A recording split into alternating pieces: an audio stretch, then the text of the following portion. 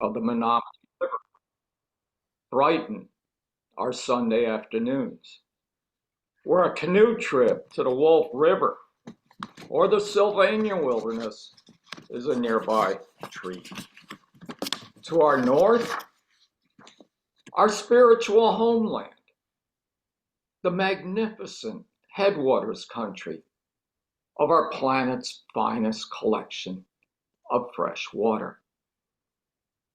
May our thoughts and words in the days to come have the liquid flowing grace of that sweet water.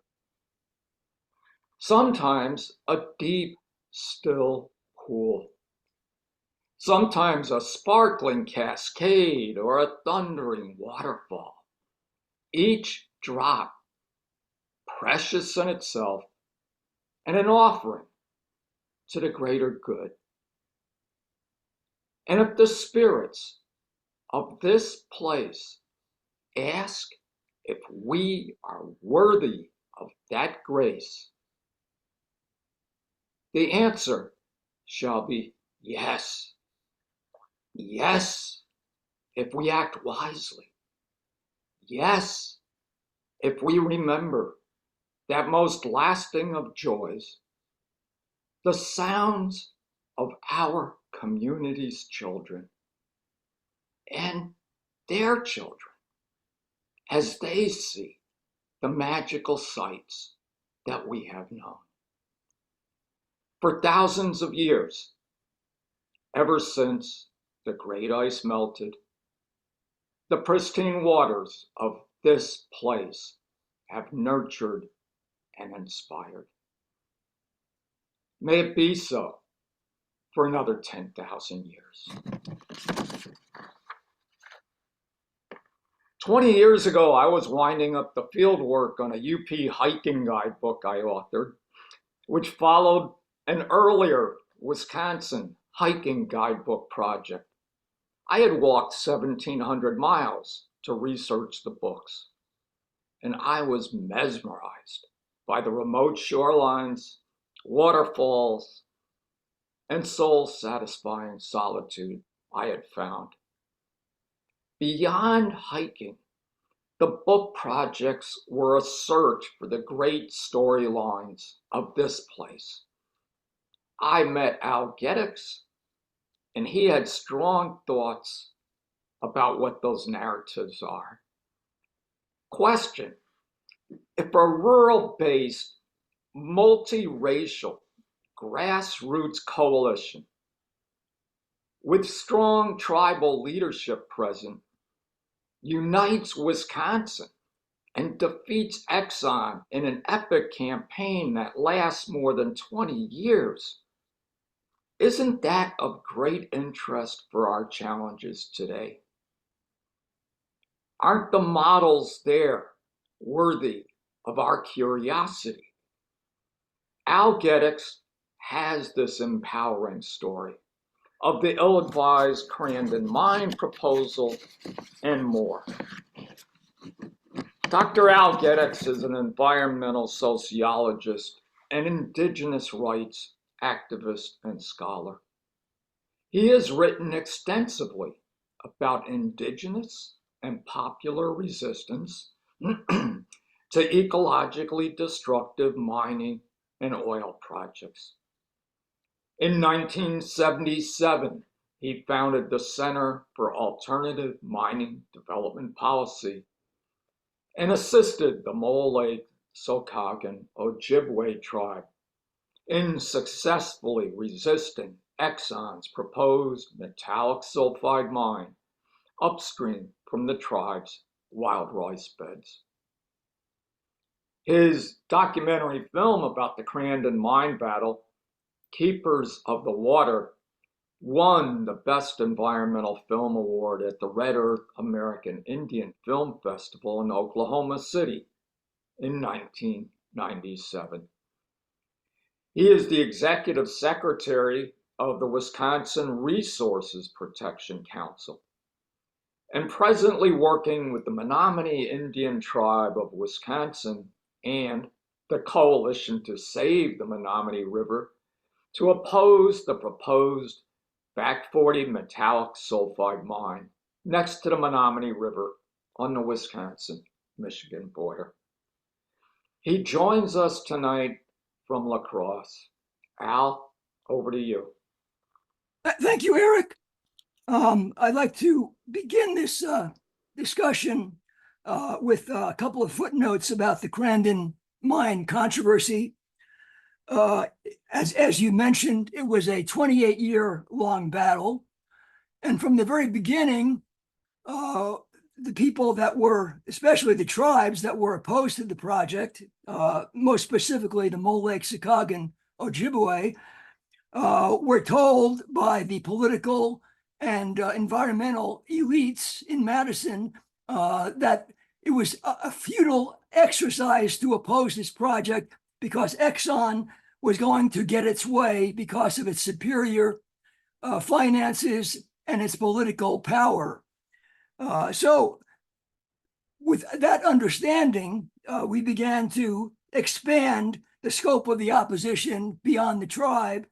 And after 28 years, a very strong grassroots, multiracial, environmental, and native coalition formed to oppose both Exxon, which was the world's largest oil company, and BHP Billiton, which was and still is the world's largest mining company. Both companies had to admit defeat at the hands of a rural insurgency. And part of that success was based upon the assertion of Ojibwe treaty rights, particularly the right to regulate water quality that flows into the tribe's Wild Rice Lake. That victory was not just a defeat of the mine, but it was also a successful assertion of control of future mining projects because the Mole Lake tribe and the Forest County Potawatomi retained the mineral rights to the area, and that meant that they were in charge of any future development of that area, which they declared to be off limits to any mining in perpetuity. It is now a cultural and conservation area that will be preserved for its natural beauty and for its conservation value.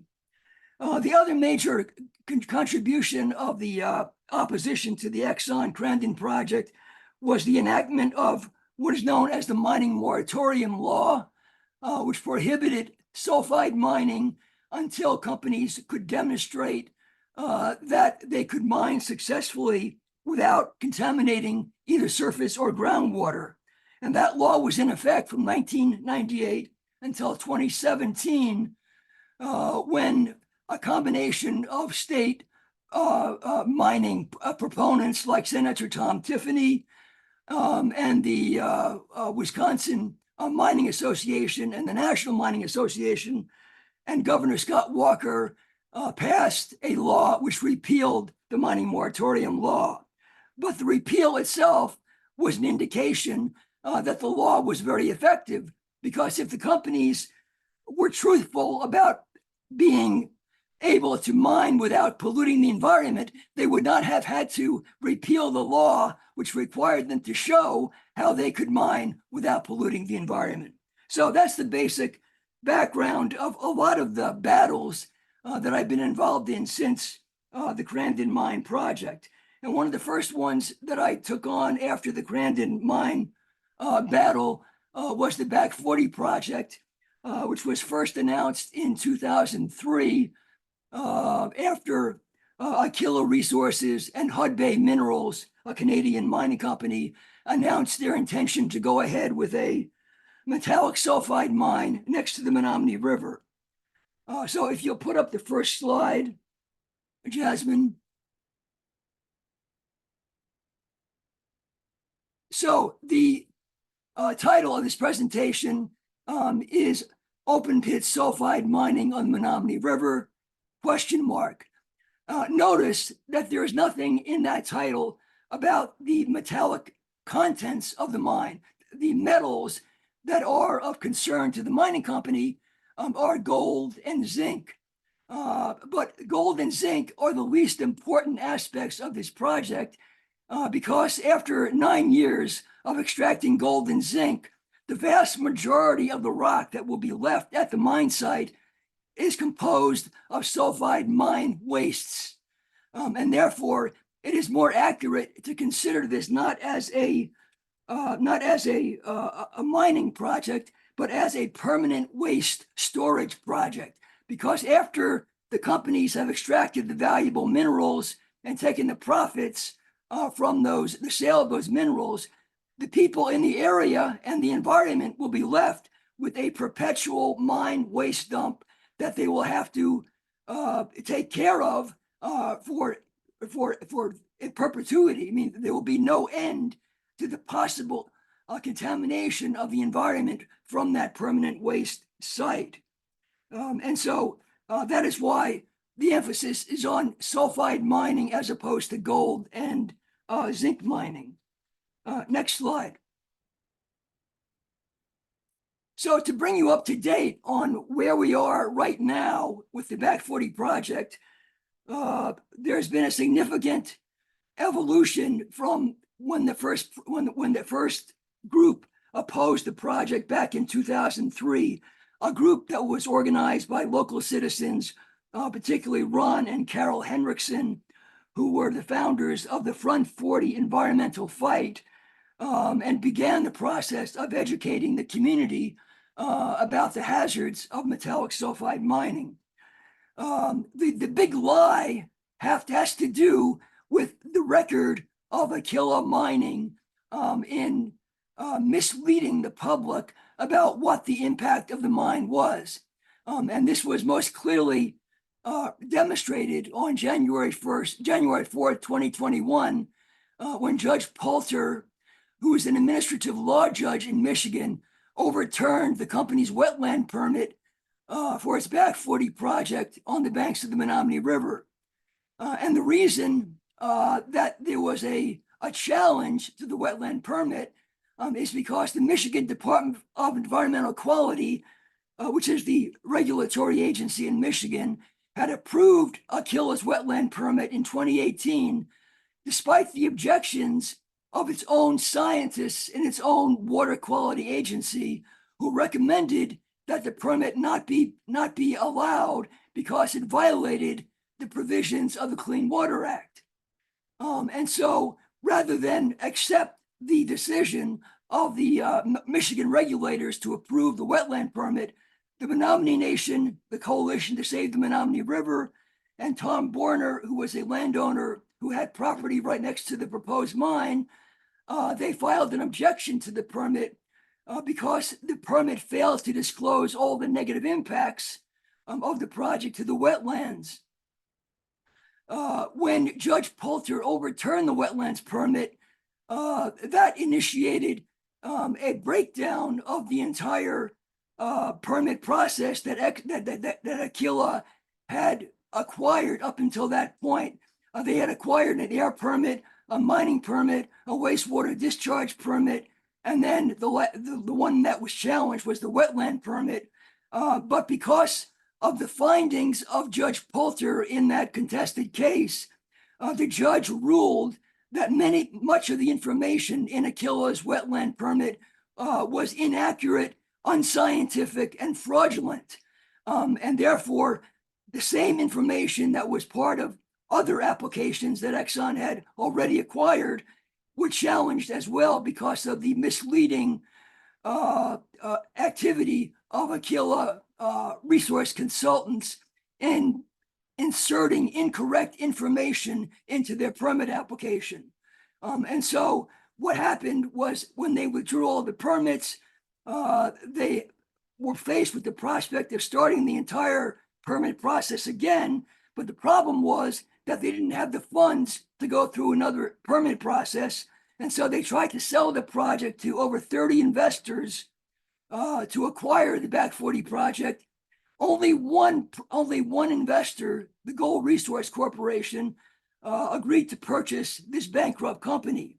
And on September 8th, 2021, Gold Resource Corporation, or GORO, they told their shareholders a big lie, they said that the key, this is a quote from Alan Palmier, who is the chief executive officer of Goro. He told the shareholders of both Goro and Aquila that the key takeaway on this particular project is that it has, in fact, been fully permitted before.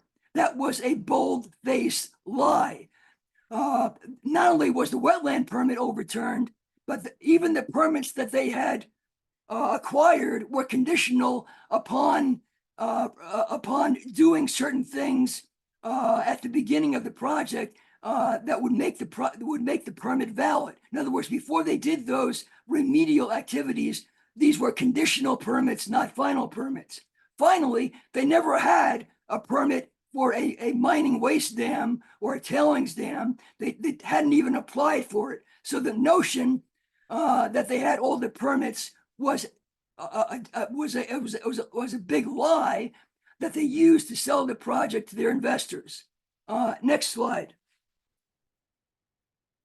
So Goro, or Gold Resource Corporation, since they've taken over Aquila, has not filed a new permit application. Instead, they are relying upon the previous mine plan that Aquila Resources had developed, and that mine development plan was an open pit on 83 acres with a large pit 2,000 feet wide, 2,500 feet long, 750 feet deep, which is taller than the Statue of Liberty by several hundred feet. This was for a gold zinc sulfide mine that was only 150 feet from the Menominee River. And you can see in the slide that the edge of the pit is almost adjacent to the Menominee River. That's 150 feet from the edge of the pit to the Menominee River, which means that any acid drainage, which occurs when you have a sulfide mine, that is discharged from the pit is going to make its way into the Menominee River. The other thing about the Aquila Resource Plan is that when they filed their application, the application was for an open pit mine, not an underground mine.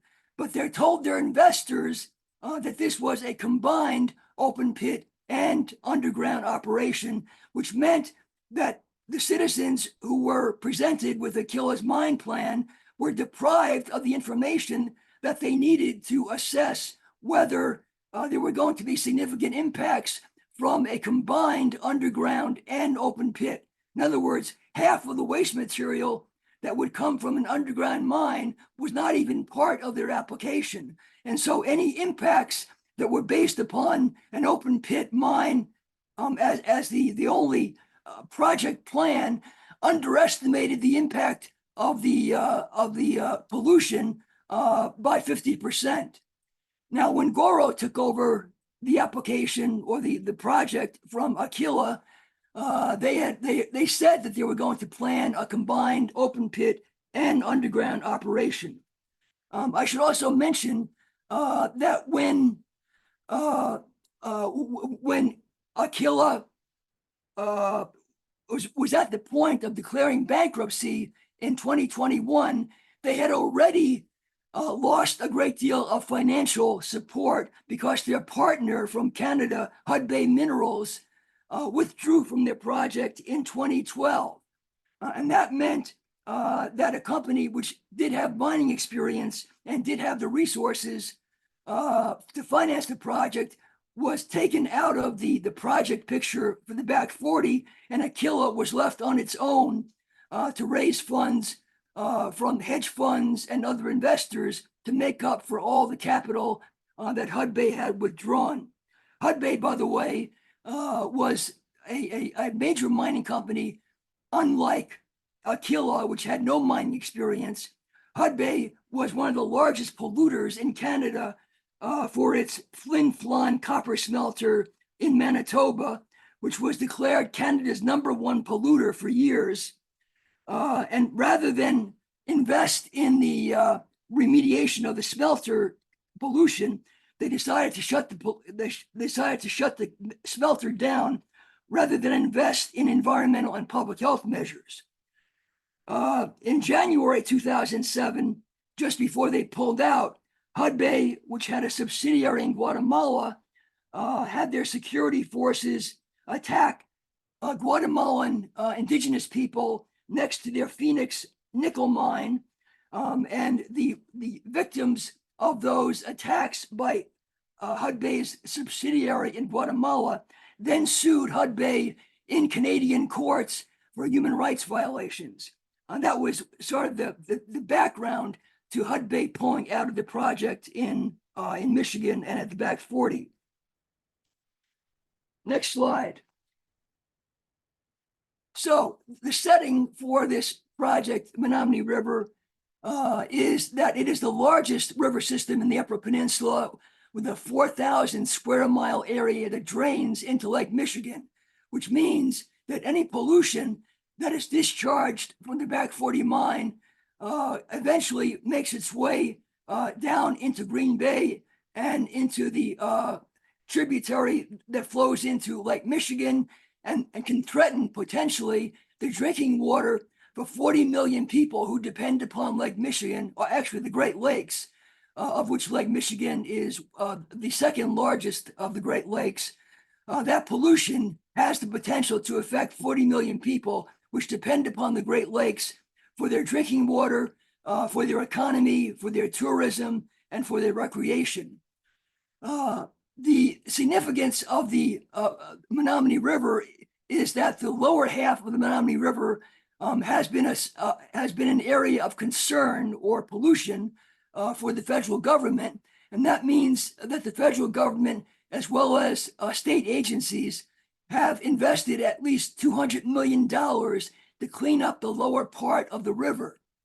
And having cleaned up the lower part of the river, it makes no sense to permit a project which is going to discharge pollution into the upper half of the river. So both Michigan and Wisconsin, the DNR in both cases, have worked over the past decades to make this river a viable habitat for sturgeon, which is now threatened by sulfide mining. Sturgeon, of course, is a major sacred fish for the Menominee tribe. It is also the Menominee Nation's sacred sites, which are on the mine site, which are in the vicinity of the Back 40 mine. And this mine threatens their cultural resources within the footprint of the mine. According to a former tribal chairman, our place of origin at the mouth of the Menominee River may be destroyed by any adverse impacts on the land, environment, and water from mining disasters.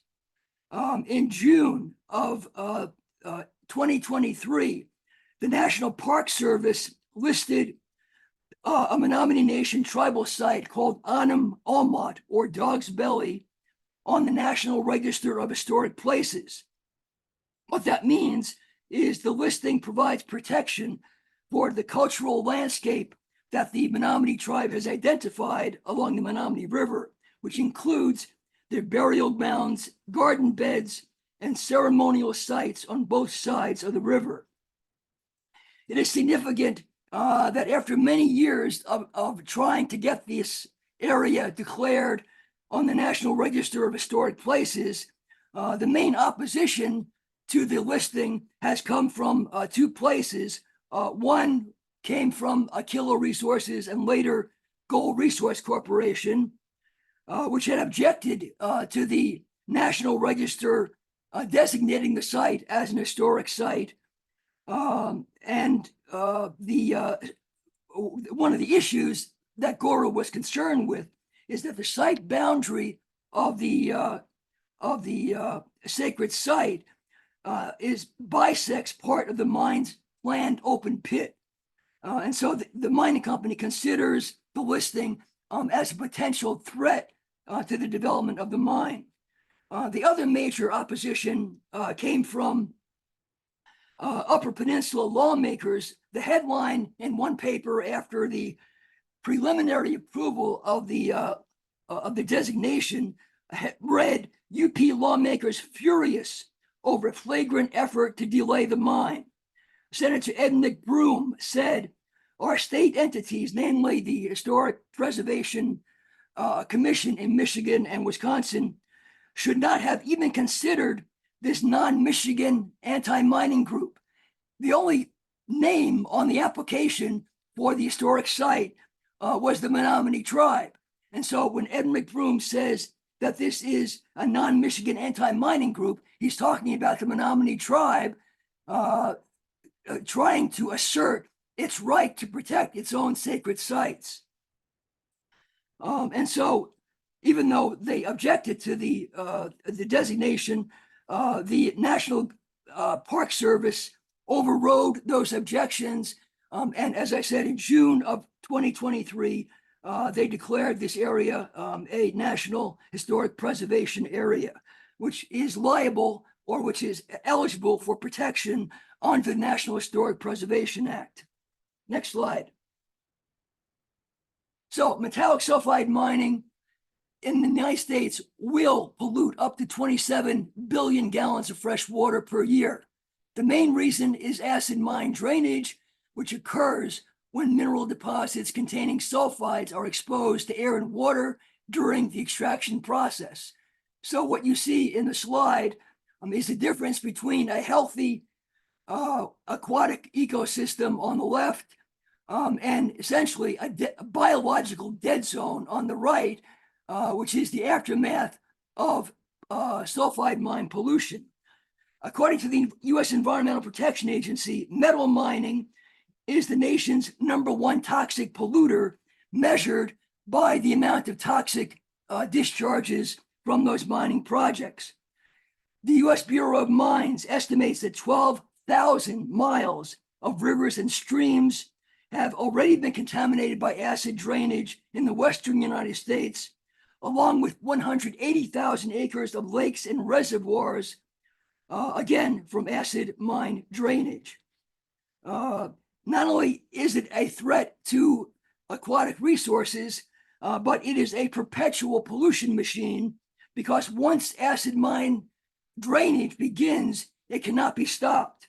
According to the U.S. Fish and Wildlife Service, no hard rock surface mines exist today that can demonstrate that acid mine drainage can be stopped once it occurs on a large scale.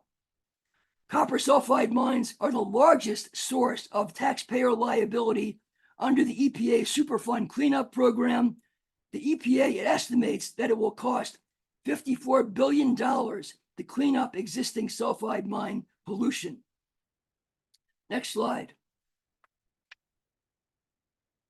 So the waste material has an effect in terms of the amount of waste, but it also has an effect on the movement of the sulfuric acid from pumping out the water in a water resource area. So when you have an underground or open pit mine that's 150 feet from the Menominee River, you're going to have to drain any water that enters the open pit before you can begin mining. So pumping water flowing into the open pit from the underground mine, from the aquifers above, will create a cone of depression, which is an area of wetlands that will be drained of its water supply, as well as groundwater contamination. Sulfide, sulfate, which is the byproduct of sulfide mining, creates dissolved solids, metals, and particularly arsenic, containing contamination of groundwater, which can be expected solely by creating a groundwater decline. And so in the chart, what you see is that as the pumping increases over the life of the mine, the area around the mine that is created in this cone of depression expands, and decreasing the water table then brings oxygen into contact with sulfide minerals, essentially producing what environmental scientists call in situ acid drainage, which is acid drainage within the area of the pumping, the discharge of the water from the open pit mine. According to Dr. David Chambers, who is a former mining geophysicist who heads the Center for Science and Public Participation in Bozeman, Montana. These big open air waste dumps cause more water contamination than the actual tailings because their contents can range in size from dust particles to large boulders, which allow water and air to move through them. Next. So, a killer's response to citizen concern about acid mine drainage from metallic sulfide mining is to deny that the Back 40 project is a sulfide mine. On the left of the screen, you see an ad from the Eagle Herald, which is the local paper in Menominee and Marinette, Wisconsin, from 2018. And the text under the ad says, and this is Akila's wording, first and foremost, we are not a sulfide mine. The term sulfide mining is slang, not a scientific or industry term. It is used by mining opponents to elicit concern and to confuse people into thinking that a mining company is producing something other than the base and precious metals needed by society, like zinc, gold, and other important raw materials. The fact of the matter is that the geological term for this kind of deposit is volcanic massive sulfide. In other words, the vast majority of the rock that comes out of the ground at the Back 40 site contains sulfide mineralization, which is mostly pyrite, and it is that pyrite which then forms the basis for the acid drainage that occurs when the rock is exposed to air and water. Next. Next slide. Oh, I'm sorry. And so in August 2015, an abandoned gold mine in Colorado, which had been closed for many years, accidentally spilled more than 3 million gallons of toxic wastes, threatening communities in Colorado, New Mexico, Utah, and the Navajo Nation that drew water from the river. This was an EPA project to alleviate the symptoms of acid mine drainage, and in the process of trying to contain acid mine drainage, they opened up the mine shaft and released a large amount of toxic waste material into the Animas River in Colorado. And these kayakers that you see in the foreground were on the river before the accident occurred. Obviously, they didn't enter into the river after the contamination was there. It would have been a foolhardy move to do so. But the thing is that if those kayakers had placed their hands in that river after the spill, the skin on their hand would be taken off their bones. I mean, the acid in that river had the consistency of battery acid. And of course, it would be very harmful to any skin that it came in contact with. The Navajo Nation, which is downstream from the Animas River, sued the EPA for contamination of its water supply. And there is now an ongoing court case in federal court over whether the Navajo Nation can sue the United States government under the doctrine of sovereign immunity. That issue has not yet been resolved, but the point is that there were many communities downstream from the Animas River and the gold mine that was discharging acid drainage that were harmed in very significant ways by the accident in 2015. Next slide. So the Environmental Protection Agency estimates that 40% of the headwaters areas of Western watersheds are contaminated by acid mine drainage from abandoned and unreclaimed mines. And this is according to the National Identification of Hard Rock Mining Sites in 2004. According to the Environmental Protection Agency, the cleanup of these abandoned mine sites will cost the states up to $54 billion. Next. So as the richest ores, which are closer to the surface, are depleted, the remaining deposits tend to be lower grade, deeper in the ground, and produce a greater volume of wastes in relation to metal product. So if you extract a single ounce of gold, what that does, it produces 79 tons of mine waste, which is left on the surface. The Back 40 project projects there will be 70 million tons of milled tailings and acid-producing waste rock, which would result from the Back 40 mine operation. Mine tailings are the waste material resulting from the crushing and chemical processing of mineral ores. Some of that chemical processing involves the use of cyanide to separate the gold from the waste rock. That cyanide is then left in the tailings discharge that comes out of the mill and goes into a mine tailings storage facility. Tailings often contain other hazardous and toxic metals like lead, mercury, cyanide, arsenic that can be toxic when released to the environment. Next.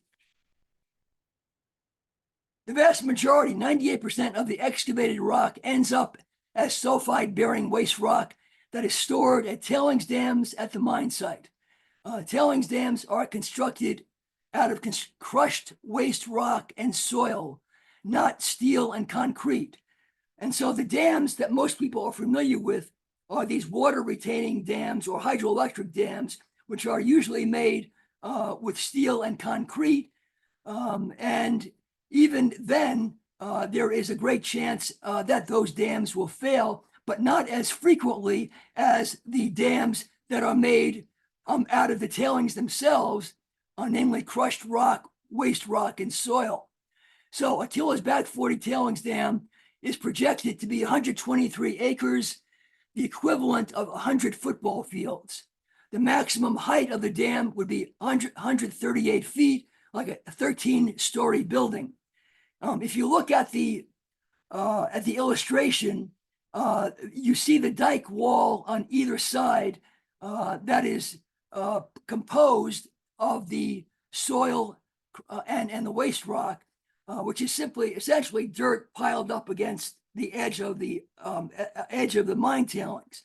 And in the center of the photo, you see that blue material. That is the liquid that comes out of the milling process, where the tailings are mixed with chemicals and water to create a slurry that is placed on top of the more coarse material of the tailings. And so many tailings experts have described this water as a lake on top of the tailings dam. You'll also notice that there are bird deterrent systems in place, and that is because frequently migrating birds think that this is a lake, and they land on the lake, and they absorb the toxic metals, and there are mass die-offs of birds that land on these tailings piles. And so the operators of the tailings dam have to have some kind of system for trying to discourage birds from landing on the tailings pile and getting and expiring from the toxic materials. There's also at the left side of the screen seepage collection ditches, because the liquid from the top of the tailings seeps down into the coarse material, and eventually there's a liquid discharge at the bottom composed of toxic discharges, and those toxic discharges have to be collected and put through a waste treatment plant over the course of the entire life of the mine site, or not the mine site, but the tailings disposal area, which is for essentially in perpetuity. The mining company may only mine for 8 or 10 years, then may have liability for 20 or 30 years, but the people in those communities are going to have to live with a permanent waste disposal facility over thousands of years, because that is how long those waste materials last. Next slide. Now, the particulars of the Back 40 tailings dam design are quite illustrative. If you look at the layout, number one is the open pit itself. And next to the open pit, next to it, number 2, is the tailings storage area. Notice that this is the largest geographical area of the mine site that is devoted to the tailings storage area because of the large volume of wastes that are produced through the mining process. And then if you look to the left side of the screen, number 11, that is the waste rock storage area. And that is the waste rock that comes out of both the mine and what is called the overburden. In other words, the soil that is removed to get to the ore body. And that waste rock contains sulfide mineralization, which also has the possibility of leaching toxic effluent into the groundwater and surface water.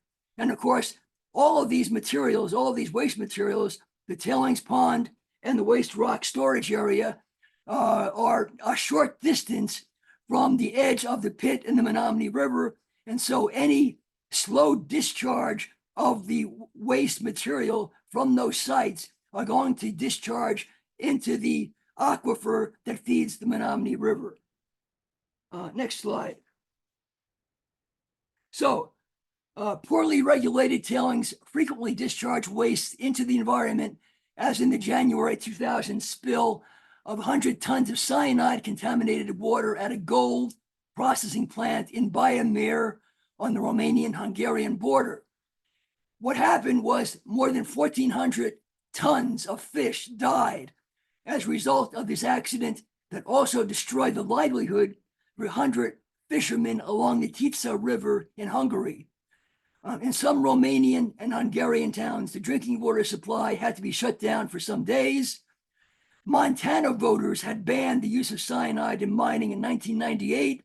The Czech Republic banned it in 2000, and the Menominee County Board has opposed the use of cyanide in Menominee County, Michigan. Next slide. In January 25th, 2019, a tailings dam in Brazil released about 3 billion gallons of sludgy mine waste into the downstream community of Brumadinho, killing at least 270 people in Brazil's deadliest ever mining accident. Large parts of the Paraopeba River have become unusable for fishing or as a water supply. Now, the thing about this waste dam, this tailings dam, is that over time, the liquid in the waste and in the tailings seeps down into the solid material underneath the lake of the sludge on top.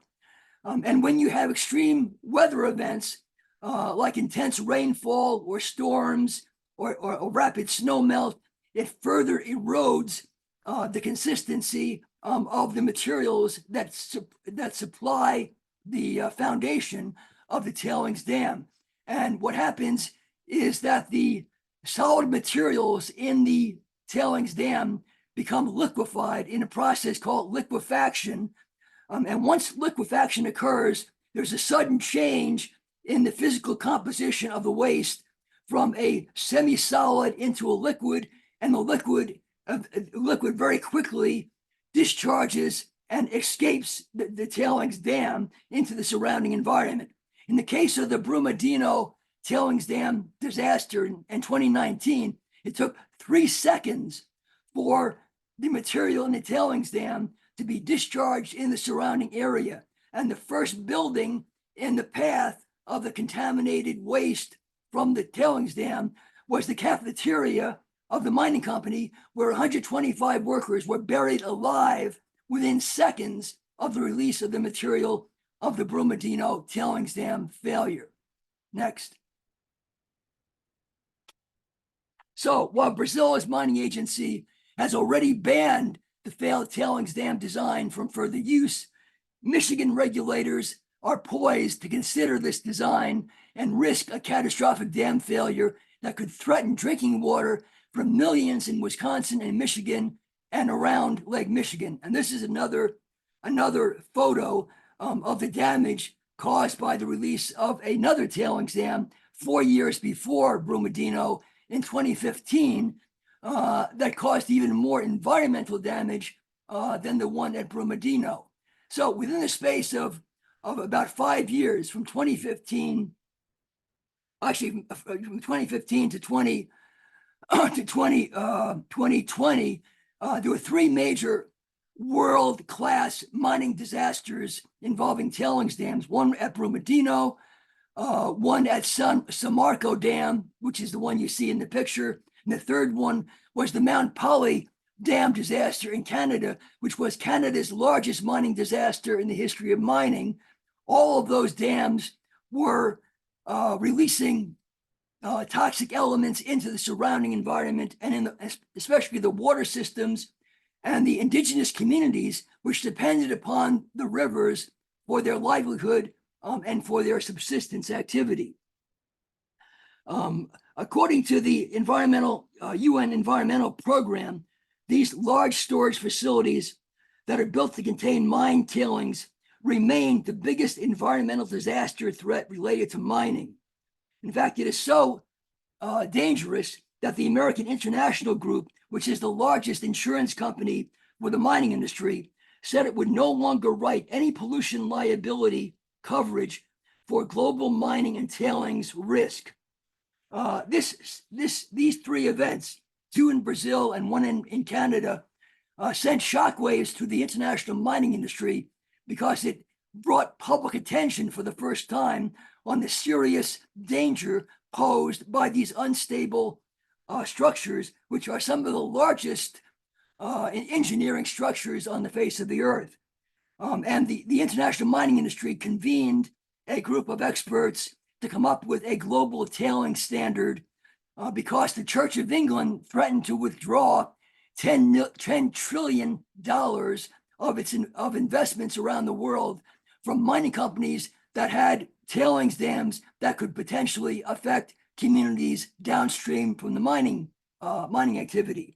And so under the coercion, under the pressure from investors, the international mining industry came up with a global industry standard, but did not go so far as to recommend banning the use of these type of dams known as the upstream tailings dams. In the history of tailings dams, these upstream type tailings dams account for 75% of the failures worldwide that are generated by a very low-cost method of essentially using the waste material itself as the dike material to hold in the rest of the tailings. And so Brazil outlawed that. So did Chile. So did Ecuador. And so did Peru. And the upstream design dam was not recommended by the international mining industry to be banned, but another group called the Earthworks and Mine Resource Canada developed an alternative guideline called the Safety First Guidelines, where they brought together 150 environmental and community groups to publish guidelines for tailings dams, and first of all urged that upstream dams must not be built at any new mines. This was a recommendation from some of the leading experts in tailings dam safety from an environmental point of view, not from an industry point of view. And what happened after that recommendation is that the Coalition to Save the Menominee River created a letter writing campaign to ban upstream dams like Aquila's proposed upstream dam at the Back 40 project. And they sent these letters to Michigan's Department of Environmental Quality. Over 600 letters were sent to Michigan's Department of Environment, Great Lakes, and Energy, asking them to ban the upstream design dam, not only because of the Brazilian and the Canadian experience, but also because of the effect of changing climate, in fact, extreme weather events that are a danger to upstream dams because in areas of heavy rainfall, there is a greater likelihood of the erosion of the stability of these dams and the release of toxic materials into the environment. And as a result of that letter writing campaign, in June of 2021, Aquila withdrew its dam safety permit application from the Eagle Regulatory Agency in Michigan. I should also mention that in addition to the Back 40 tailings dam, there is also another major proposal just north of the Back 40 project called the Highland Copper Mine Project called Copperwood. And that mine is the closest metallic sulfide mine to Lake Superior. And that mine, if developed, would produce 30 million tons of toxic waste on land that is sloping towards Lake Superior, and which is 100 feet from the edge of Lake Superior. The tailings facility proposed by Highland Copper for the Copperwood mine would measure 244 football fields and would be 171 feet high. The group that is opposing the Highland or the Copperwood project next to Lake Superior has already gathered 12,000 signatures on a petition to Michigan regulators to oppose that project. Next slide. So tourism and recreation generate income for businesses on both sides of the Menominee River. A clean, healthy river is vital to the region's economy. And in 2018, tourism from Marinette County, Wisconsin, generated over $100 million in tourist and recreation revenue.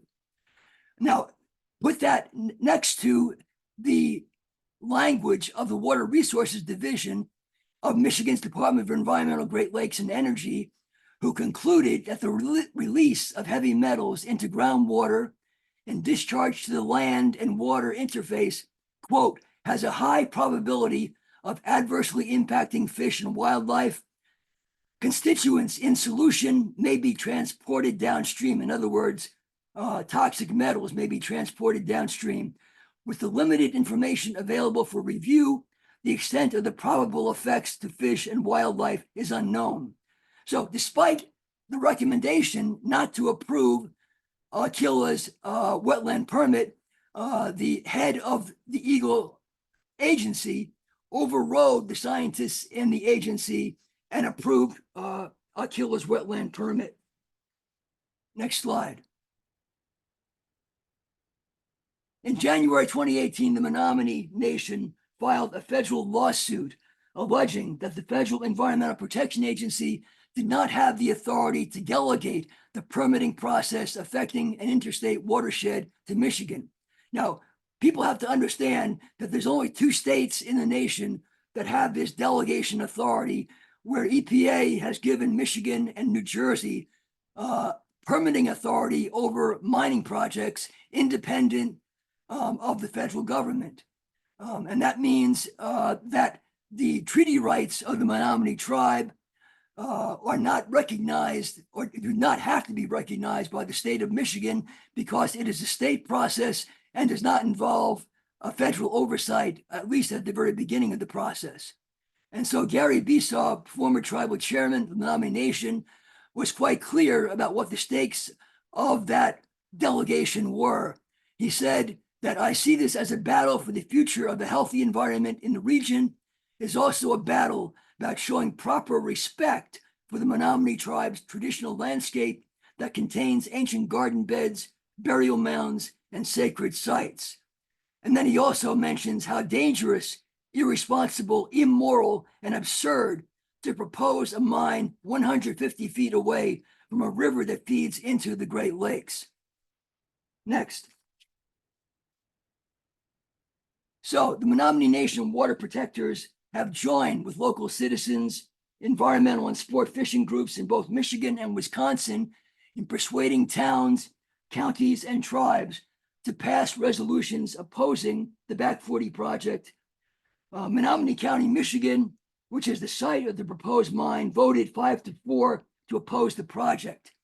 And the reason why all these towns and counties and tribes passed resolutions opposing the project is because the Menominee tribe and the Coalition to Save the Menominee River, the Front 40 Environmental Group, which was the first environmental organization formed to oppose the mine project, all developed speaking tours in the surrounding area in Michigan as well as in Wisconsin to alert the public to the dangers of a sulfide mine bordering Michigan and Wisconsin on the Menominee River. Next. So widespread concerns about downstream mining pollution spurred resolutions against the project in 7 additional counties besides Menominee County, in 4 towns, in dozens of tribal governments, along with environmental, sport fishing, and religious groups. If you look at the left hand of the slide, all those counties in green, from Menominee County all the way down to Brown County, next to Green Bay and Lake Michigan, all those counties passed resolutions opposing the Back 40 project. And so people, as a result of being informed about what the contents of the ore body was and what the dangers of acid mine drainage were, they understood quite clearly that it wasn't just the upper portion of the Menominee River that was at stake. It was the entire Menominee River watershed all the way down to Green Bay and Lake Michigan. And that's why eight counties along the path of potential contaminants passed those resolutions against the mining project. And that was the result of a lot of speaking engagements before county boards and town boards to educate the public about what the impact of the proposed mine would be. And that included business groups that depended upon the Menominee River for their fly fishing activity and their water recreation activity. And so you have Tim Landeweer from the Tight Lines Fly Fishing Company very clearly stating, if something happens, we're left with a giant hole. That's it. We're left with a poison river and a giant hole. Next. In June of 2018, the Michigan Department of Environmental Quality approved Akila's wetland permit, overriding objections of the agency's own scientists who recommended that the permit be denied. Both Menominee Tribe and the Coalition to Save the Menominee River have challenged this decision in administrative contested case hearings. And that was the basis of the favorable judgment in January 2021 by Judge Poulter overturning Akila's wetland permit. The language that came out of the Water Resources Division was quoted, after due consideration of the permit application and on-site investigation, the Water Resources Division finds that the project does not demonstrate that an unacceptable disruption to the aquatic resources of the state will not occur. In other words, the permit did not adequately prove that the surrounding environment would not be harmed by mining operations. And on the left side of the screen, you see an advertisement for one of the many water walks that were organized by the Menominee water protectors, and particularly Guy Anaquet Ryder, who was the person from the Menominee tribe that recruited me to assist the Menominee tribe in evaluating the impacts of the proposed Back 40 mine.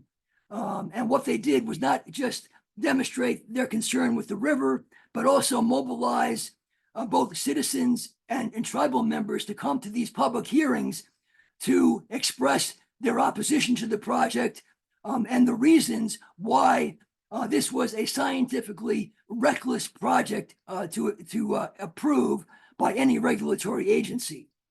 Next.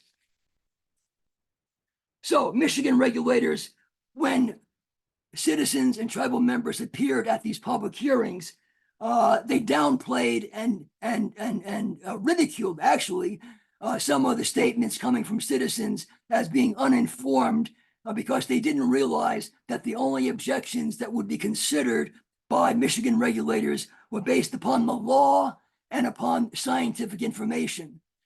And it turns out that as a result of the contested case hearing, the judge clearly demonstrated that Aquila and the regulators in Michigan had ignored the law and ignored scientific evidence. So the objections that citizens were criticized for when they testified that they didn't understand the law, they didn't understand the science, were refuted by the testimony that was presented at the contested case hearing, in which Aquila was the one and Michigan regulators were the ones that didn't abide by the law and didn't respect the scientific findings of their own investigation. And that illustrates what is very important about this project and many other projects all throughout northern Wisconsin and Michigan and Minnesota, is that the international mining industry admits that community support, or what is known as a social license to operate a mine, is as important as a regulatory license. So it doesn't make any difference whether states and regulatory agencies approve mining permits. If they approve them against the wishes of the local community, that means that that the company does not have a social license to operate, and that poses a risk to investors, which the international mining industry understands perfectly well. They understand that they can go ahead and get all the permits they want, but if there is sustained local opposition to the project, those projects are at risk of financial failure because of the lack of that social license. And what is meant by a social license is both intangible and unwritten and cannot be granted by a regulatory agency.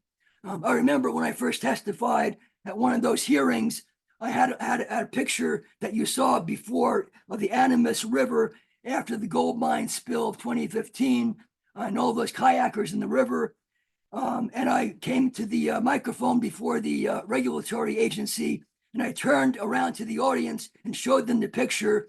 And the regulator said, you will not be allowed to testify if you turn toward the audience. In other words, they did not want me to show the public what the consequences of permitting a mine in an area like the Menominee River would cause in terms of the potential acid mine drainage. But that was one indication of the lack of respect and the lack of understanding about what the real stakes were in public testimony when citizens get up and try to educate their fellow citizens about what the stakes of these projects are.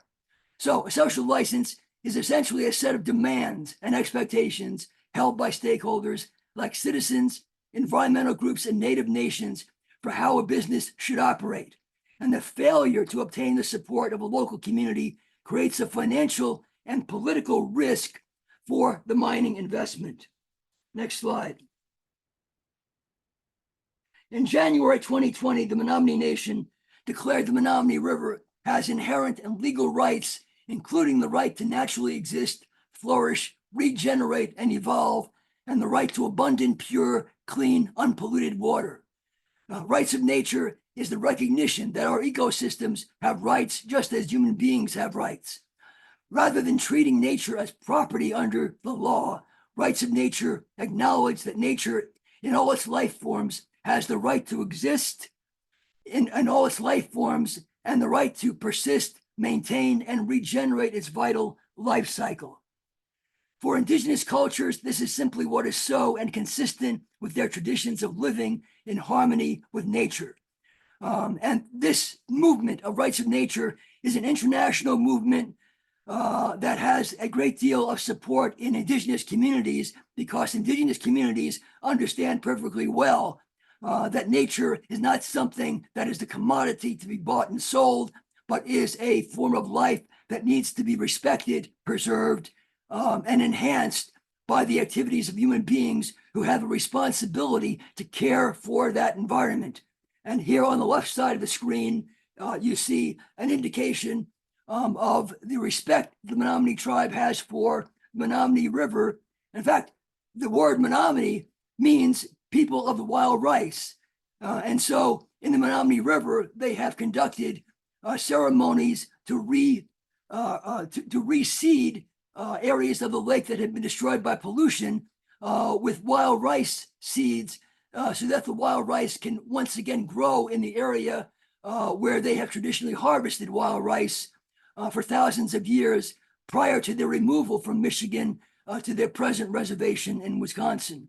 And so in 2016, you had that Menominee River water walk that affirmed the connection between the Menominee tribe and the Menominee River and all the resources in the river, including the wild rice, as well as the sturgeon. Next slide. So in September 2021, Alan Palmier, Goro's president and chief executive officer, told his shareholders, "We fully anticipate that this project is going to be relatively easy to permit. Most permitting challenges, certainly the ones that they've experienced in the past, will fall away. We would hopefully obtain all of the permits by the end of next year, and I think that is achievable."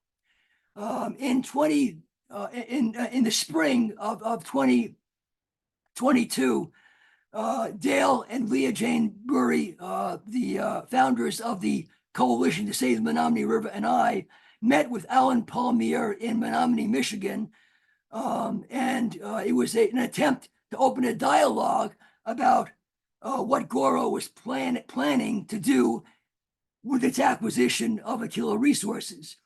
And in that meeting, Alan Palmier was confronted with the language that he told Aquila shareholders that this would be easy to permit and that the project had been permitted before. And I pointed out that not only was that inaccurate, but they had about their prior permits, but they had not even applied for a dam safety permit, let alone acquired a dam safety permit, which was a prerequisite to any permitting of the entire mine project. Alan Palmier said that was not true. I said it was true, and it was only the intervention of the chief executive, the chief financial officer, Kim Perry, of Goro Resources, that prevented Alan and I from having blows at the table over Alan's misrepresentation of what happened in terms of the permitting process before they acquired the Back 40 project. Next slide. So Goro told their shareholders, "We intend to place the Back 40 project into production on an accelerated basis. We will be submitting an omnibus application for all of the 5 permits to Eagle, the regulatory agency, and they have indicated that they will deal with this on an expedited basis. The reality is this project has been permitted before," again, repeating the big lie that I've talked about. In the left hand of the screen, you see Mary Hansen and Buddha from Coalition to Save the Menominee River, talking about the widespread social opposition to the Back 40 project. And one of the reasons why they were out demonstrating at that particular time was in response to Goro or Gold Resource Corporation's announced objective of going through an expedited permit process where they combine the mining, wetlands, air quality, wastewater discharge, and dam safety permit into one omnibus application, which could be 40,000 pages long. And of course, the major problem with that kind of expedited process is that the public does not have enough time to go through 40,000 pages of technical information to find out what the problems of the project are and to provide legal and scientific evidence that their application is insufficient and does not meet the criteria for getting a mine permit. And so the time allowed for public review and the days Eagle has to make their decision makes it impossible to read, let alone provide for citizen, tribal, and expert commit comments on the permit. And that, in fact, is one of the strategies of mining companies these days, is to overwhelm citizens, which do not always have the kind of financial or technical resources to properly evaluate the mountains of material that the mining company and their hired consultants can dump on the public in a very short period of time. So Goro needs to complete an economic feasibility study before submitting any permits. Work on this is expected to continue into 2023. They've now completed their feasibility study, but they have not yet filed any permits because they are still a bankrupt company, and their most recent report to their shareholders indicates that the entire permitting process at the Back 40 project is on hold because of insufficient funds to invest in further permitting of the application. Next. So to avoid complete bankruptcy after their wetlands permit was overturned, and the remaining permits were withdrawn, Aquila sold their interests of their other properties in Wisconsin, namely the Reef Gold Deposit in Marathon County and the Bend Gold and Copper Deposit in Taylor County, to Green Light Metals in June of 2021. And so if you look at this overview of metallic mine projects in Wisconsin, besides the Back 40, at the top of the map, you have the Gedicks deposit, which is the iron deposit on the Pinocchio Iron Range, overlooking Lake Superior, upstream from the Bad River Tribe's wild rice beds in the wetlands around the shore of Lake Superior. That project was active from 2011 until 2015, when the company Gedicks Taconite pulled out of the project after a similar environmental, tribal, and sport fishing opposition developed similar to the Crandon mine opposition, and they withdrew from the project in 2015. The next project on the map is the Lynn deposit, and that has a very important history for mining opposition, because the Lynn project in Oneida County is 30 miles south of the Lac du Flambeau Chippewa Reservation. And this was an area which was a hotbed of anti-Indian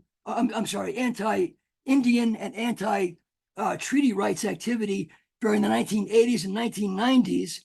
And despite the fact that it was right in the middle of a hotbed of Native American treaty rights opposition, the local environmental groups formed a working relationship with the Lac du Flambeau tribe after Noranda was a major copper mining company in Canada, announced that its plans to develop the Lynn deposit were running into opposition because of this environmental and sport fishing and environmental opposition. And in 1990, Noranda pulled out of the project, partly because the project was mostly located in wetlands, which would be adversely impacted by any proposed mining. Noranda withdrew from the project in 1993. Then Aquila acquired exploration rights to the project and proposed core drilling in 2012, but was defeated by massive citizen and tribal protest at the Oneida County Board in 2012. And then in 2018, there was a referendum in Oneida County where Lynn residents opposed the project, 63% voting against the mining project. And then Senator Tiffany and Representative Felkowski in Wisconsin then opposed the designation of the Pelican River Forest as a conservation area. And that meant that the area that was covered by the Pelican River Forest, which was the largest land conservation success in Wisconsin's history, would eliminate any potential mine projects at the headwaters of either the Wisconsin or the Wolf River.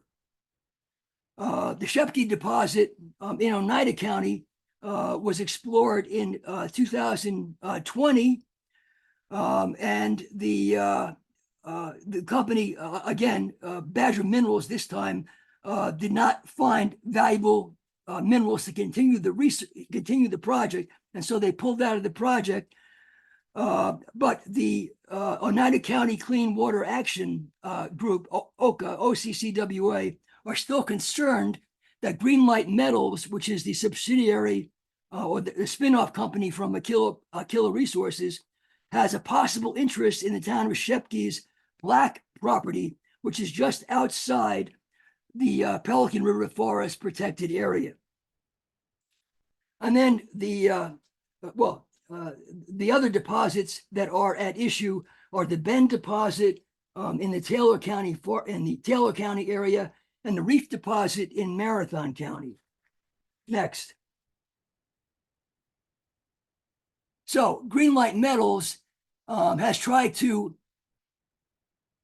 encourage investment in these mine properties by suggesting that this copper, zinc, rich Pinocchio volcanic belt of sulfide minerals is waiting to be exploited by larger mining companies. And they promote this area as rich in high-grade copper, zinc, and gold deposits, one of the most prospective yet woefully underexplored greenstone belts in North America. And Greenlight Metals is the only company operating in this area, a first mover on the greenstone belt. Now, what is significant about this advertisement for investors is that the three sites that are listed in the map, Crandon, Lynn, and Flambeau, are not eligible for any kind of investment. Crandon was defeated in 2003 and is now controlled by the Mole Lake Ojibwa tribe and the Forest County Potawatomi, which is off limits to any mining.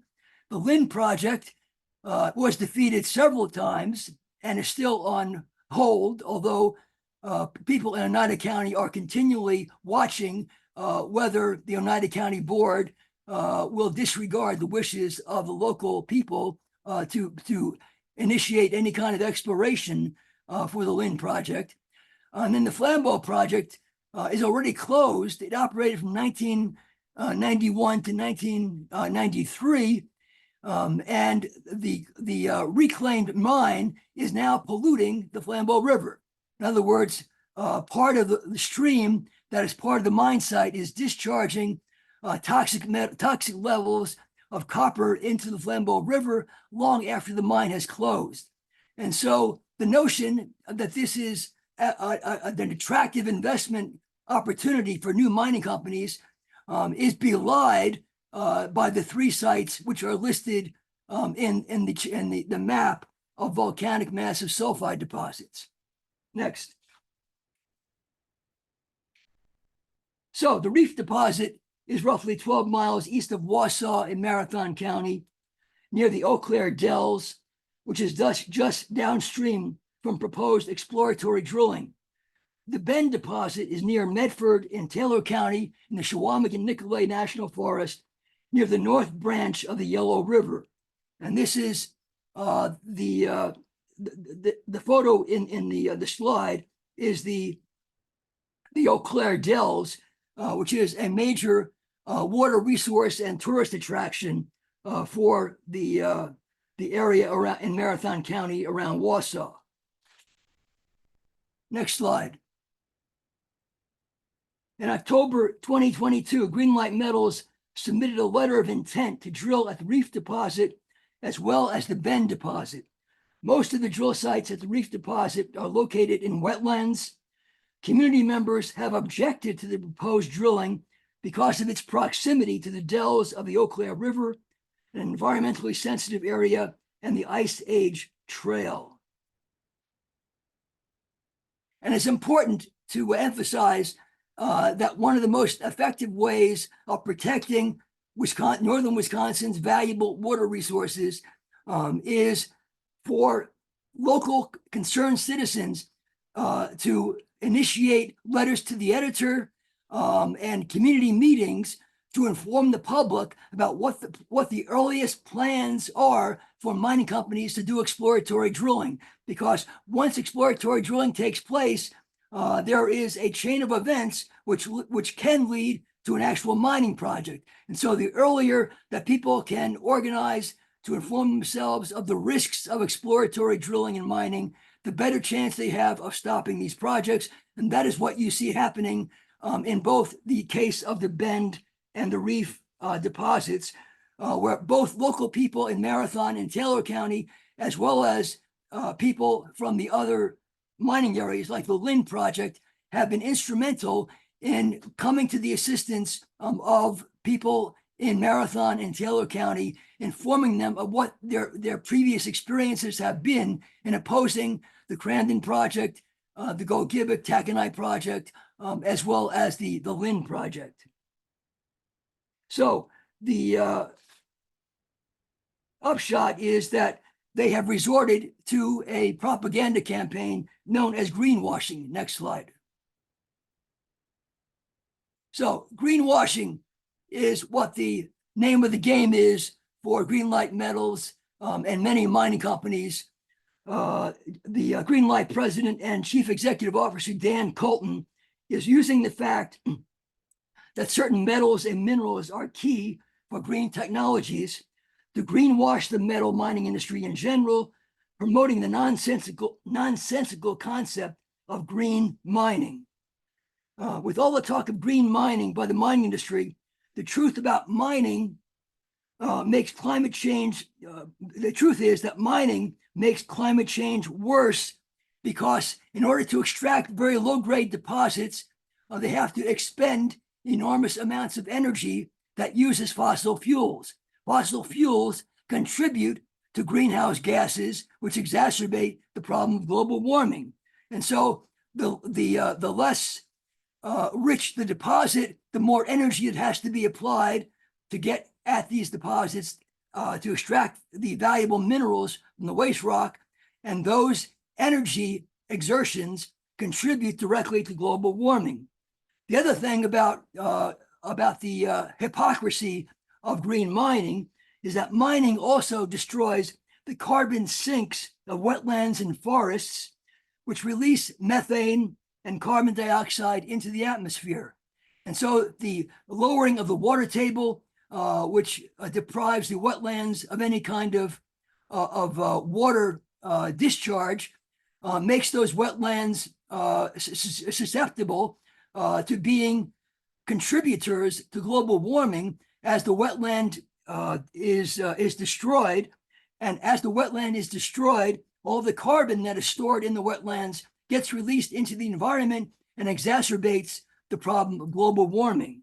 And since most of the projects that we're talking about here, from the Lynn Project to the Crandon Project to the Bend and Reef Project, are in predominantly wetland areas, destroying wetlands is a direct contributor to global warming.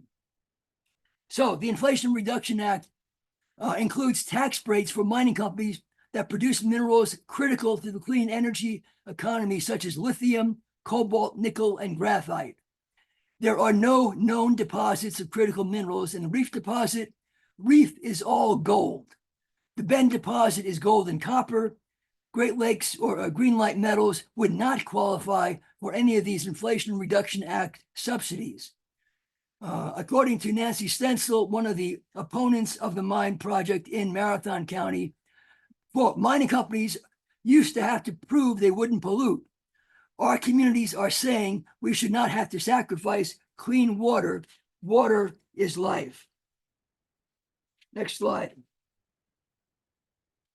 Exploratory drilling at the Reef and Bend deposits are now on indefinite hold. In a 6-page letter, the Wisconsin Department of Natural Resources has asked Greenlight Metals for additional details about proposed exploratory drilling near wetlands at the Bend deposit in Taylor County. And so far, no activities near wetlands have been permitted by the Department of Natural Resources. Local citizens say that Greenlight Metals exploratory drilling plans underestimate every aspect of performing mineral exploration drilling in Wisconsin in winter conditions. Total drill hole depths are expected to be as deep as 1,300 feet, with a cumulative depth for all 8 holes being 7,190 feet. Great Lakes, or Greenlight Metals, underestimates the amount of soil, rock, and drill cuttings from the 8 planned drill holes at the Bend deposit in Taylor County. Greenlight Metals underestimates the amount of cement grout needed to fill the drill holes, over 65,000 pounds, or 692 94-pound bags of cement grout to adequately fill and cap the drill holes after exploratory drilling. So to approve this project based on Greenlight Metals' plans would result in environmental degradation and non-compliance on a multitude of fronts. So what you have in the case of both Bend and Reef is an example of a strategy that is now being applied for new exploration sites, which is different than a few years ago when many environmental groups simply assumed that exploration could not be opposed because it was a formality that would be automatically approved by the regulatory agency.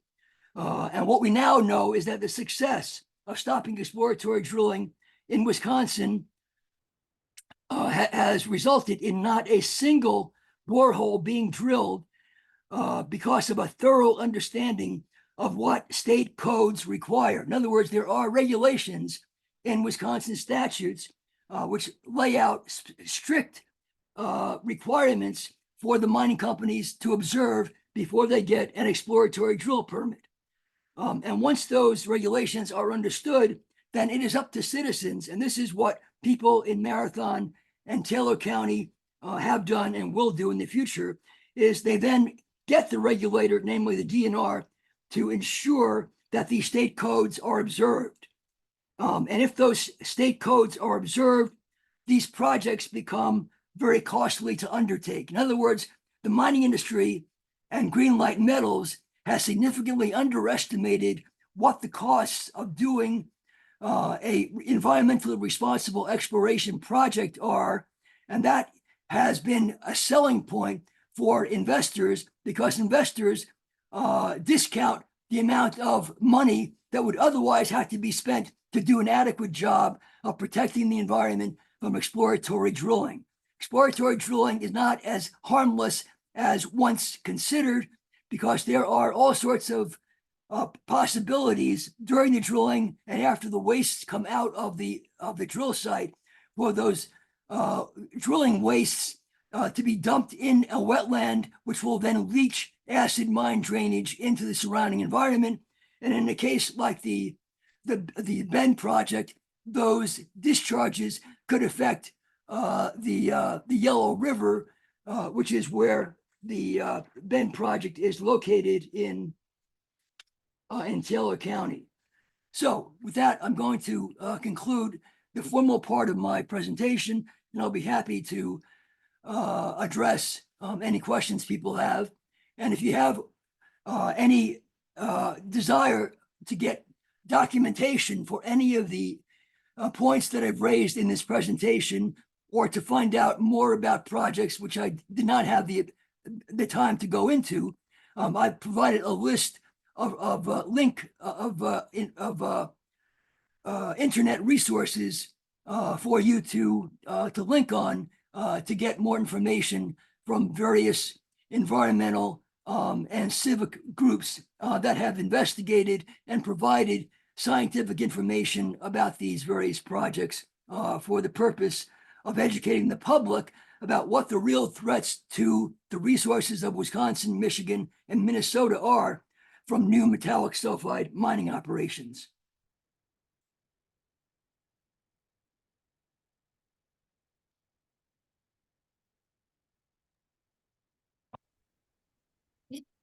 Thank you so much. That was a great presentation. We do have one question so far. Sorry, in the chat, and it says, recently the National Oceanic and Atmospheric Administration has accepted the nomination of the Bay of Green Bay to become part of their national estuarine system. Will this action also help to Are there protect? any questions? Can you hear me? Can you hear me? Hello? We can hear you, I Jasmine. can hear Jasmine, you. are you there? Yeah, it seems like maybe Al can't hear you. Okay, thank you. Al, can you hear me?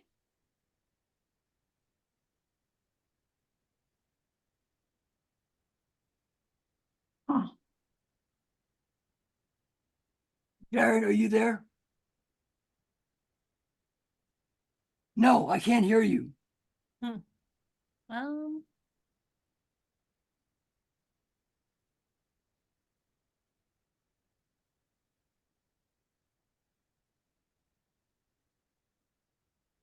not sure.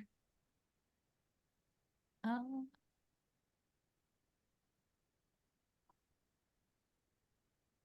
yeah, we could just do it through the chat.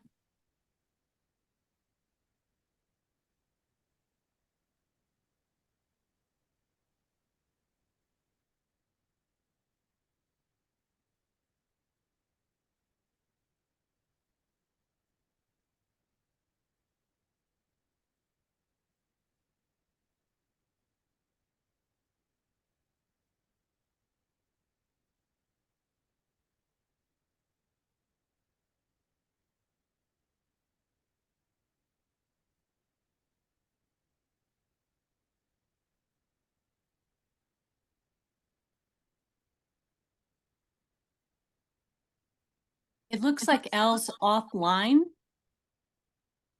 Oh, I still see his video on. Yeah, but if you look at the side, you can see that there isn't an audio or a camera. Looks different for me because let's see. Can you hear me now? We can hear you. Can you hear me? Yeah, I can hear you now. Okay.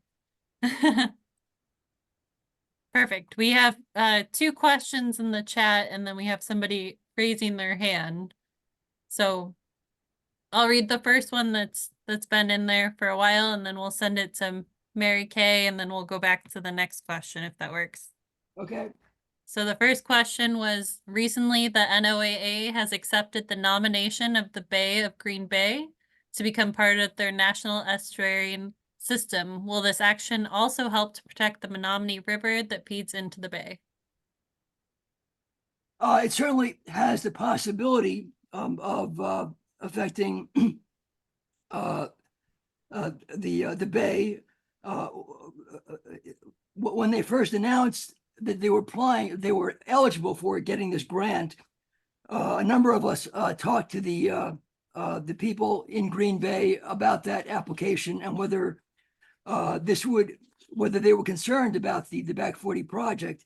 And they were cautious at that point, but they did say that if there was evidence that the discharges from the mine could affect the estuary in Green Bay, that there would be some kind of intervention, possible intervention by the people in charge of the estuary.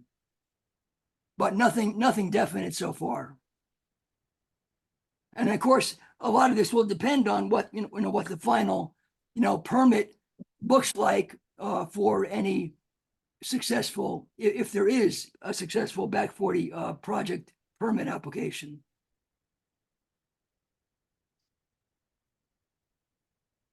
Thank you. And then Mary Kay, if you want to unmute and ask your question. Thank you. This question might be an impossible one, but so many of us are looking at clean water and clean air and everything.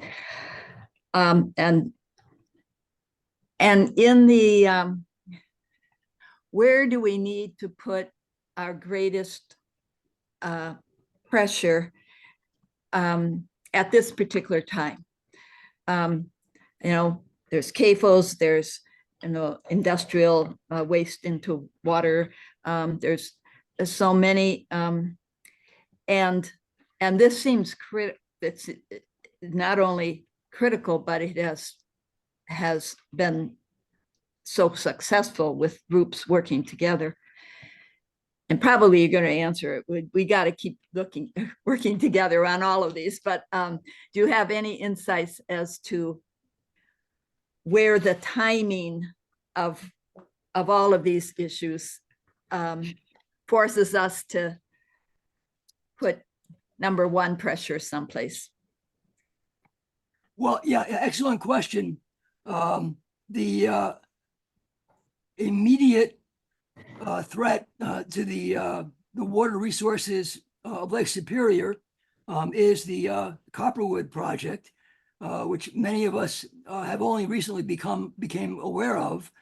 And this is because it has already received permits from Michigan's Department of Environment, Great Lakes and Energy, despite the fact that it doesn't have the resources, doesn't have the capital to actually construct the project.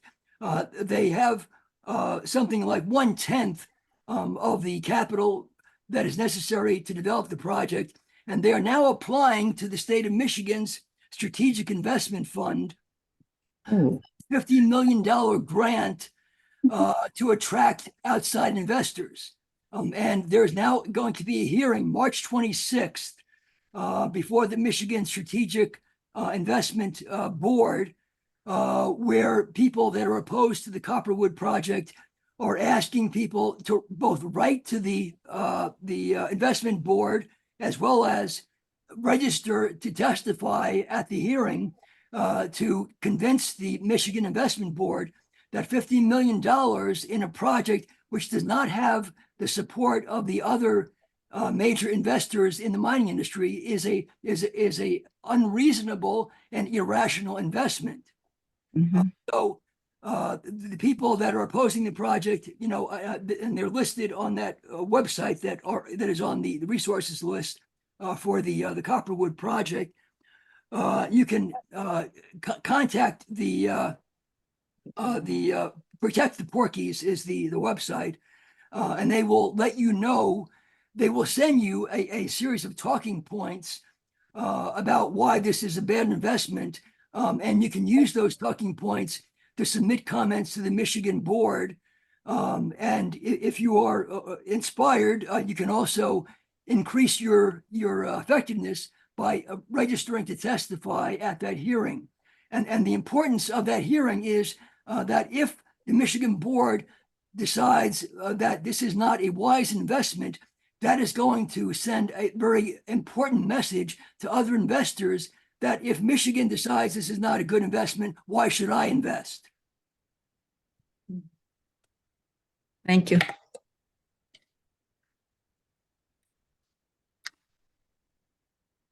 Thank you, Mary. Our next question is from the Pelican Lake Association. It says, are there existing petitions going around or templates of letters to legislators, county leaders? The Pelican River Forest conservation activity, or the designation of the Pelican River Forest as a state conservation area was opposed by Senator Tiffany, who is now a federal legislator, and Representative Felskowski from the area around Tomahawk and Lincoln County. And there was a petition that was circulated, as well as appearances before county and town boards, arguing that the state should make an investment in this conservation area because of the significance of the conservation resources in the Pelican State Forest, which is in fact the largest conservation investment in the history of the state of Wisconsin. And if you get a hold of the people from the Oneida Clean Water Action Group, they can provide further information about what kinds of petitions are being circulated in the local area to not only ensure that the Pelican River Forest remains a protected area, but also that the projects that are immediately adjacent to the Pelican River Forest do not go ahead and infringe upon the Pelican River Forest.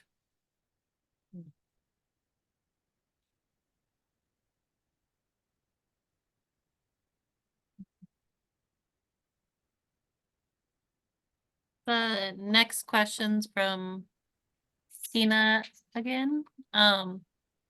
She says that she lives close to the monitoring wells for Aquilas, and that since they were put in, the drinking water has changed. And she was just wondering if it could be possible that they compromise the aquifer that supplies the water. There has been an ongoing controversy in Menominee County about the adequacy of Aquila's reclamation of those something like 400 separate drill holes. Some of them are uncapped. Many of them are uncapped. And there was a great deal of controversy about the possibility that those drill holes were releasing sulfide wastes into the groundwater around the drill holes. And so the responsibility for that situation is entirely with Michigan regulators at the Department of Environment, Great Lakes and Energy, or EGLE, to enforce Michigan exploratory drill reclamation regulations that would require that Aquila invest some of its resources into properly abandoning those drill holes before they go ahead with any further permitting of the Back 40 project.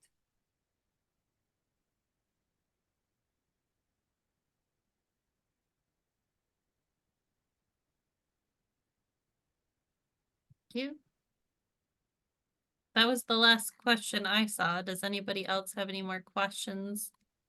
They can raise their hand or... Oh, it looks like Karen has a question. Shiro, you touched on this briefly about critical minerals needed for clean energy. What is the best way for us to respond to those arguments? First of all, the critical minerals that are at issue involve minerals like nickel, cobalt, graphite, and lithium. Copper is not one of those minerals. Gold is not one of those minerals. And so the attempt of Greenlight Metals to promote green mining with minerals that have nothing to do with green mining is a false representation of what the clean mining economy is all about.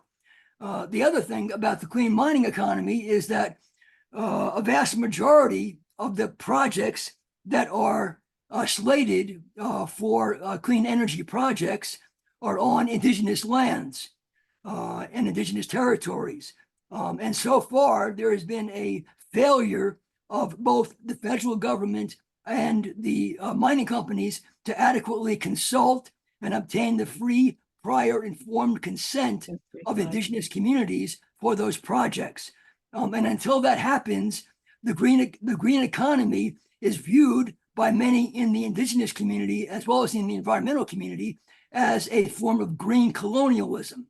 And that phrase of green colonialism ought to be part of the response to the argument that we need these minerals in quantities that are beyond the possibility of ever extracting those amount of minerals. In other words, the green economy requires an amount of extraction that is 6 to 10 times the already existing amount of metals for the fossil fuel economy.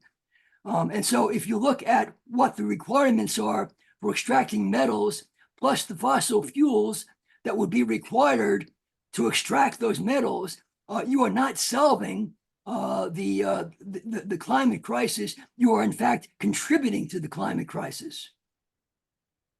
619. Thank you for that. And I saw two hands go up, but I saw David's go up first, so I'll let David go and then Pam after that. So I had a cabin, but until about 10 years ago, about 5 miles above the back 40, up above on the Menominee. And when we first heard about it was at there was a little table at a county fair where someone from the back 40 group was trying to inform people in a sort of haphazard basic way. And we were able to help a little bit. I mean, we weren't up there that much, so but we were able to help out some. It is amazing to see the development of this kind of resistance.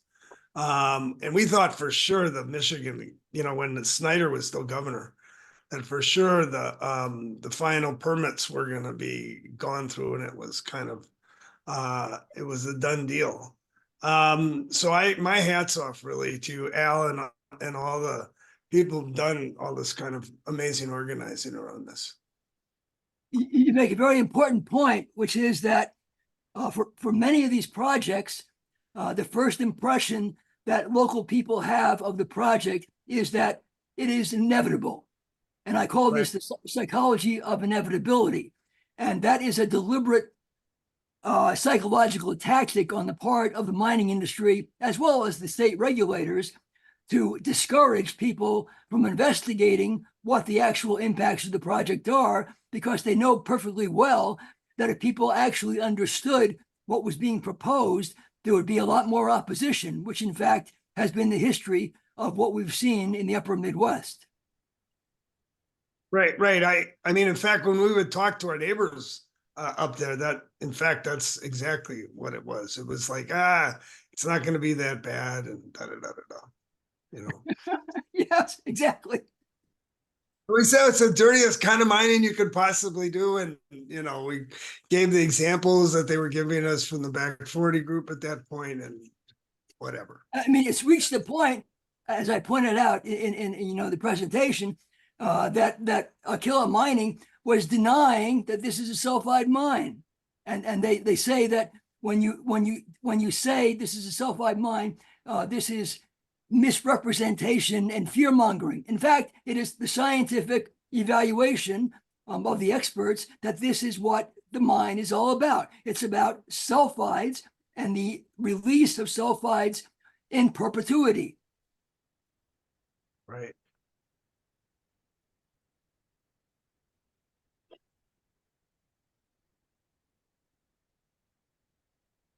I think Pam is next. Yep. Go ahead, Pam.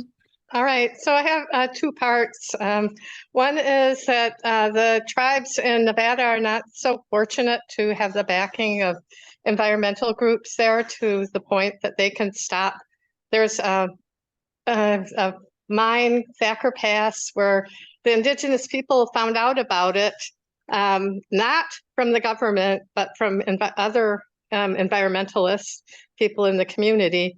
And so they had an occupation, but they got moved off the land. And now the lithium mine is going ahead. And they plan to put hundreds of lithium mines in Nevada on native lands.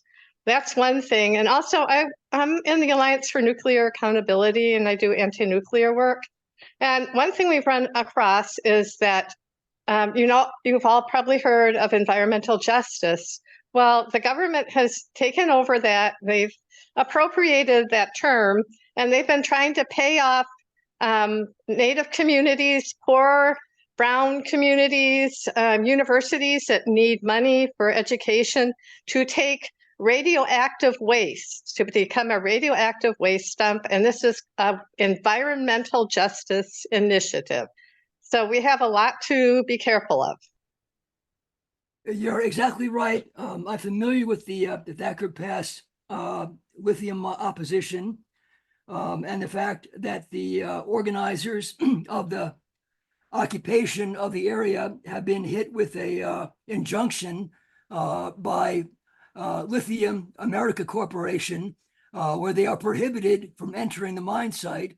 And affirming that this is a sacred site because it is the site of a massacre of the Shoshone and Paiute people going back to the 1860s. But there's the people that are organizers that have made an alliance with the Fort McDermott people, the Fort McDermott tribal members are continuing to raise the issue of the applicability of the National Historic Preservation Act to the sacred site that is being right now being damaged by the construction activity of the Lithium Corporation. So yeah, it is a desperate situation, but you're quite right that this is another example of the green economy devolving into a form of resource extraction against the wishes of indigenous people. And then I don't know if you're familiar with this environmental justice expropriation, but we're keeping an eye on it in the Alliance for Nuclear Accountability. Great. Okay.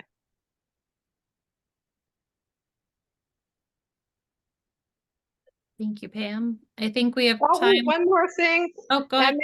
And they've started mining for uranium in the Grand Canyon. So because they're increasing all the nuclear weapons in the nuclear weapons arsenal, and they're trying to renew nuclear energy, which is not a solution to the climate problem, that there is a big rush to open up all these new uranium mines. And there's already hundreds of uncleaned up uranium mines all through Arizona and Colorado up into the Dakotas. And the Havasupai tribe and the Navajo tribe and the other tribes in the areas of Grand Canyon are trying to stop this mine, but it's going ahead too.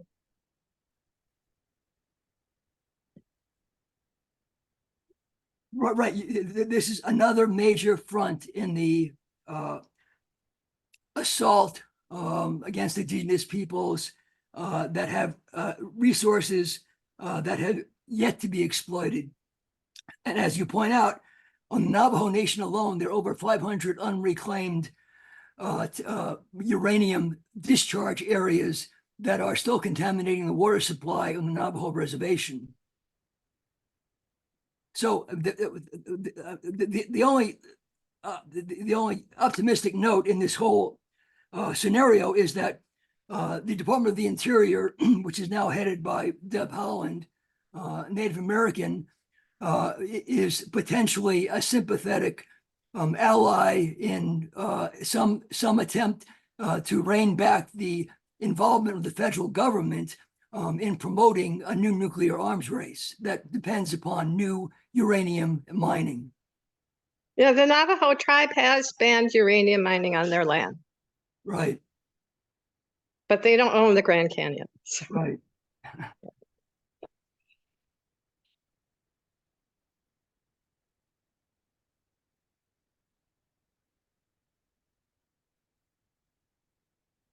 Anything else, Pam? No. Okay, thank you. It's 8 o'clock, so just wanted to say thanks everybody for coming this evening. Appreciate it. Like I said, I'll be sending out the recording in about a week, and then I'll send all the links that Al had as well. Thank you, Eric, for the poem and the introduction, and thank you, Dr. Al Gedicks, for the program. If you want to say any last words, you can. So great comments from the people that heard the presentation, and I'm encouraged that people are interested in finding out more about this about these projects, and also about getting involved in educating people in their communities so that these projects can be stopped before they get started.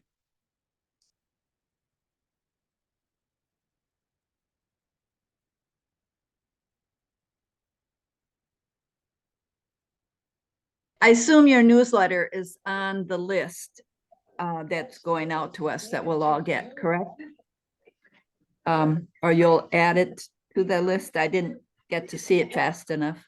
The website for the Protection Council has all the copies of the newsletters on the website. And if you want to become a member of the Wisconsin Resource Protection Council, you will get it in the mail. Mhm. I do get it. Wonderful. Thank you.